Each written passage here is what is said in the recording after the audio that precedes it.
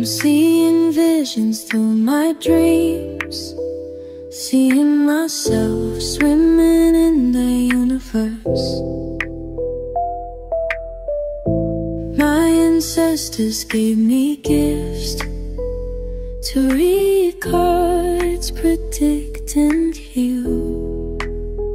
My name is Daphne, but spirit calls me bye-bye love. Angels communicate through numbers. Intuition is so deep. The gift I fully embrace within.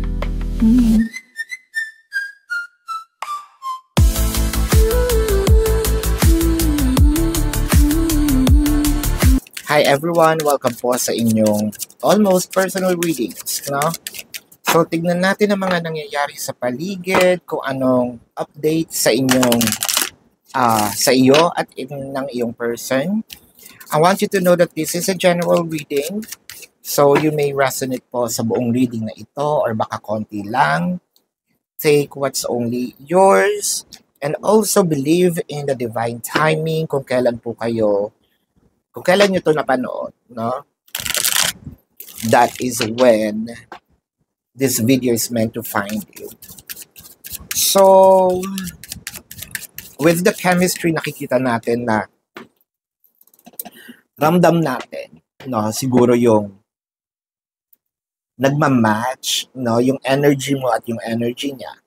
Pwedeng nakikita mo rin yung sarili mo sa kanya. Parehas kayo ng ugali. Somewhat, or pwedeng magkaiba yung ugali ninyo. Pwede naman din yung kahinaan mo is kalakasan niya. Yung kahinaan niya is kalakasan mo. No? So, it's parang nakikita mo yung partnership nyo is magiging powerful. No? You can be a strong or a power couple. No? Parang sinasabi mo, ito yung gusto ko kasi, or pwede nakikita mo rin yung features mo at saka features niya kapag nag-combine, no? You're gonna create a very beautiful kids, no? But hopefully, the beautiful, features, gawan din natin ng magandang ugali, no? Hindi lang puro mukha. But anyway, nafe-feel mo na yung attraction ninyo is ang tindi, no? You can feel the electricity, no? You're getting chills every time that you are with your person. The compatibility is unimaginable, no? Damang-dama natin yung parang eto na yata ang ibinigay ng universe, no, sa akin. Ito na yata ang pwede kong tawaging the one. Ayan. With the 10 of Pentacles, almost na-check niya, no, yung checklist mo, no? Kumbaga lahat ng bullets dun parang merong check, no? It can be yung appearance, the vision. It can be the well-being. It can be the wisdom. So, for you, this person is a total package, no? Parang wala kang maipinta sa kanya. Sa paningin mo, no? That's okay, no? For now, at least, kahit alam natin nobody is perfect, no? Pero para sa'yo, even the imperfections is perfect. Nako, Miss Sarah G. Ayan. Perfectly imperfect. Ayan. No, meron siyang ganung album eh. So, with the 10 of Pentacles, ang laki din ng, ano yung malaki? Respeto. Nakakarinig ako ng malaki. My guides are sometimes, medyo mapaglaro. So, sabihin mo malaki. Ano yung malaki? Kaya minsan nagre-react ako. Ano yung malaki? Alam mo naman, no, medyo may pagka-green-minded tayo. Kaya tinatanong, ano agad yung malaki? Baka nga din total package, no? Like Sarah G, total package, di ba? Total performer with the 5 of Cups. Ayan. So, ba't kinakalaban mo yung sarili mo? No? Kaya pala ganon, yung parang meron ng hint yung guide ko, no? Na kaya pala kinausap ko siya, ano yung malaki?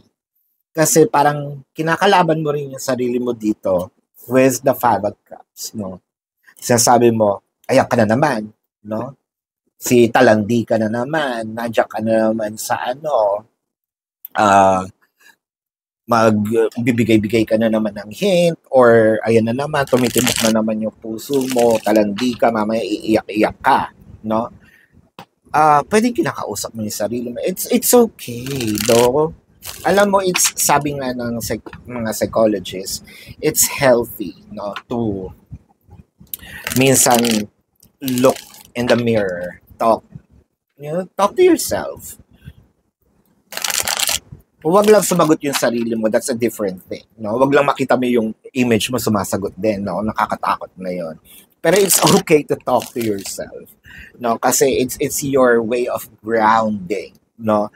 Sino pa nga ba ang mas makakilala sa sarili mo kundi ikaw lang, no? Sino ba minsan ang makapagbigay ng best advice kundi ikaw lang din, no?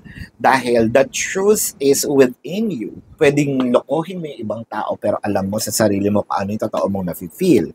With the 9 of Wands. So dahil kinokontrol natin yung sarili natin, dahil ayaw nating mag-express masyado ng ating nararamdaman, nalulungkot tayo. So, dahil kausap natin ng sarili, sino dapat sisihin? Sarili mo din. Dahil malungkot ka, hindi mo na ipapahayag kung ano yung nararamdaman mo. That makes sense? Parang naging double-edged sword yan, no? Malungkot ka, hindi mo na-express yung damdamin mo. Malungkot ka rin dahil hindi mo alam kung ano yung pwedeng niyang i-respond, no? Pwedeng ang response niya is reciprocative sa'yo. Edi masaya ka sana, no? So, gusto mo sana, no? Pero bakit ganun kalaki yung takot? Kasi hindi pa tayo ready mag-move forward.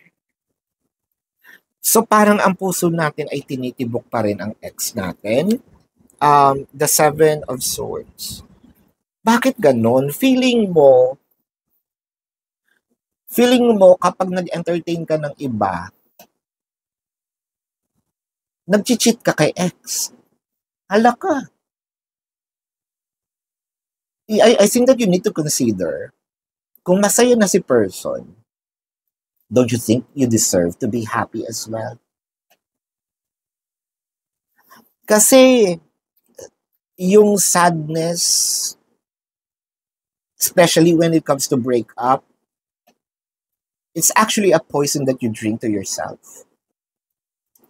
Most of the time. Lalo na kung alam mo naka-move forward na si person. Masaya na siya, ikaw nagluluksa ka pa din. Ikaw malungkot ka pa din. So, tama yung sinasabi ng ibang tao when it comes to this, no? Happiness is an inside job. So, ang nagpapalungkot sa sarili mo is ikaw lang. Dahil masaya na yung tao, mas pinili mong maging malungkot. You know, sadness is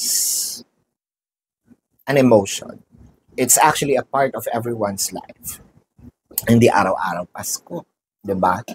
Hindi araw-araw ay pwedeng lagi tayo nagbubunyi. Meron talagang mga araw na malungkot tayo. And katulad nga ng sinabi ko, it's a part of life, no? Pinagdadaanan niya. Make sure na dadaanan mo lang, 'di ba?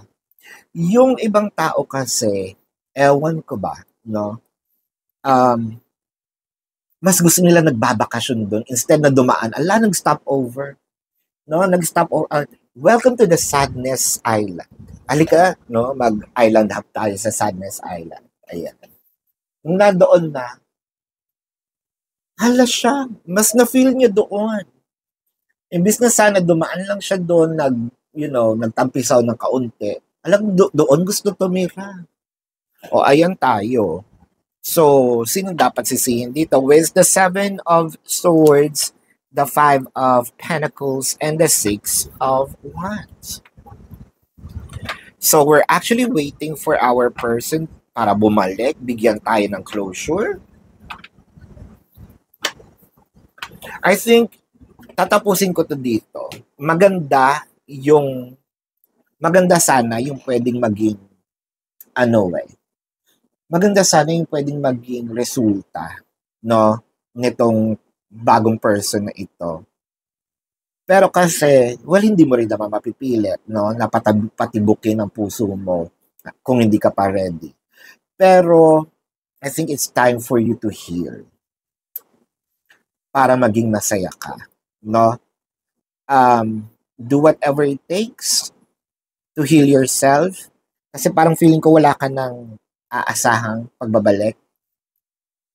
Wala ka ng inaasahang taong babalik. And yet, you're still here grieving. No? Hindi ko ini-invalidate yung iyong feelings. No? Pero, kung ang tagal na, I think that there's something wrong. No? You need to reevaluate and probably seek for help. No? Friends, families, or even yourself. No? Go out. Yeah, it may sound cliche, madali lang yan sabihin sa'yo, no, blah, blah, yada, yada. Kasi wala ka sa nararamdaman ko. That's valid. What I'm trying to say here is,